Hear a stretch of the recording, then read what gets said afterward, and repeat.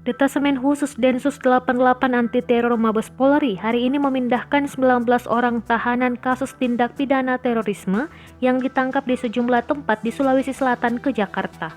19 tersangka kasus tindak pidana terorisme ini, menurut polisi sebagian adalah anggota FPI Kota Makassar, Sulawesi Selatan.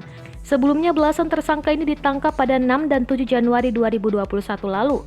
Polisi mengatakan mereka bersama dengan kelompok Ansharut Daulah wilayah Makassar melakukan deklarasi mendukung kelompok ISIS pada tahun 2015 lalu. Pemberangkatan belasan teroris ini berlangsung di Bandara Lama Sultan Hasanuddin Makassar di Maros, Sulawesi Selatan. Proses pemberangkatan para tahanan dikawal ketat oleh polisi. Salah satu tersangka teroris yang juga anggota FPI, Muhammad Aulia, dalam rekaman video mengaku telah mendeklarasikan dukungan kepada ISIS, pimpinan Abu Bakar al-Baghdadi. Pada bulan Januari 2015 lalu, Aulia kemudian ditangkap Densus 88 pada 6 Januari lalu.